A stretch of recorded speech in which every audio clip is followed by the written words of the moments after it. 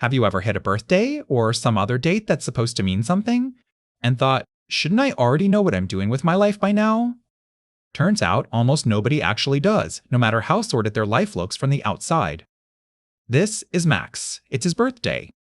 Stick with this one. By the end, you'll probably recognize the exact question that does this to you. There's a small cake, a few candles, a handful of people who love him crowded around a table too small for all of them. Someone asks the question that always comes up this time of year, half small talk, half genuine, so what's the plan for this year? Max opens his mouth to answer, and nothing real comes out. He laughs it off, says something about just seeing what happens, and reaches for his water like the question was never asked. Nobody at the table even notices.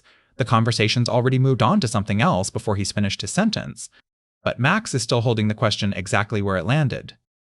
They light the candles, and someone tells him to make a wish.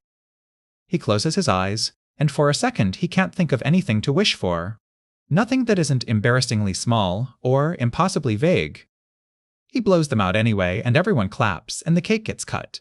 And by the time the plates come out, everyone else has already forgotten the question was ever asked. Max hasn't. Here's what's strange. It wasn't even a hard question, not really. People ask some version of it every year, mostly just to make conversation. So why can't Max put it down? Somewhere along the way, most people quietly pick up a rough sense of how life is supposed to go. Not a real schedule anyone ever hands you, more like an order everyone seems to agree on without saying it out loud. Figure out what you want, get somewhat good at it, settle into some kind of direction, and have a general sense of where you're headed by a certain point. Nobody ever sits you down and states the actual ages. And yet most people carry some version of the timeline anyway, along with a quiet sense of whether they're on it, ahead of it, or falling behind.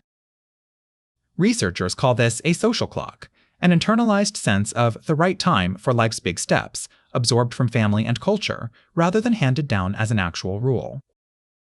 And falling behind on it, even a schedule nobody ever formally agreed to, is enough to feel like real proof that something's wrong. Here's the part that makes it worse: that clock isn't fixed. What counted as on time a couple of generations ago, a settled career and a house by your mid-20s, isn't really what most people's lives look like now. Careers change 2 or 3 times. Milestones land later or in a different order or not at all.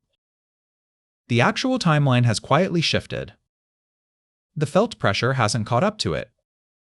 Max can be living a perfectly normal, perfectly common version of still figuring it out. And it can still feel, in his own head, like he's the one running behind schedule. There's a second layer underneath that, and it might be doing even more of the work. It isn't just that Max doesn't have an answer, it's that not having one feels like a problem with his whole life, not one detail in it. That's because people don't just live a life. They also carry around a kind of story about it, one with a shape, a direction, a sense of what's supposed to lead to what next. Researchers call this narrative identity, and having some sense of the next chapter isn't just a nice extra. It's part of what makes the whole story feel like it's actually going somewhere. So when someone asks Max what the plan is, and he doesn't have one, it isn't just an awkward pause at a birthday table. For a second, the story stalls, and a stalled story feels a lot like a broken one, even though, I don't know yet, might be one of the most common chapters there is. The next few weeks, Max starts doing something he wouldn't have called strange before. Picking things mostly so he'll have an answer ready next time, not because he actually wants them.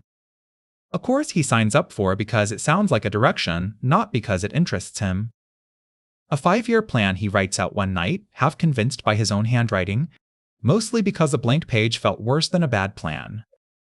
Every option starts getting measured against an invisible deadline instead of against whether he actually wants it, and the deadline always seems to be right about now. He starts noticing the question everywhere once he's primed for it.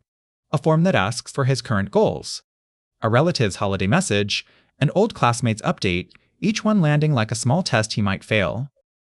Some weeks he avoids the people most likely to ask, not because they'd judge him, most of them wouldn't even remember asking, but because he can't stand hearing the question and not having an answer, again. And here's the part that quietly costs him the most: to make the discomfort stop. Some part of him starts pulling toward committing to almost anything just to have something to say, rather than actually taking the time to work out what he wants. The pressure to seem like he knows starts competing with actually finding out. So, was Max wrong not to have an answer at that table? Not really. Most people don't, even the ones whose lives look sorted from the outside. The problem was never really that he doesn't have a plan yet. It's that he's measuring, not yet, against a schedule nobody actually wrote. One that doesn't even match how most people's lives really go anymore. And somehow, it still feels like proof he's behind. So, the next time someone asks Max what the plan is, maybe the interesting question isn't whether he has one yet. It's whether that clock he keeps failing was ever really running in the first place. And if this sounds a little too familiar, you're not the only one who's frozen up in front of a cake, unable to think of a single thing to wish for. If you like this, subscribe for more, and tell us in the comments what you'd like to see next.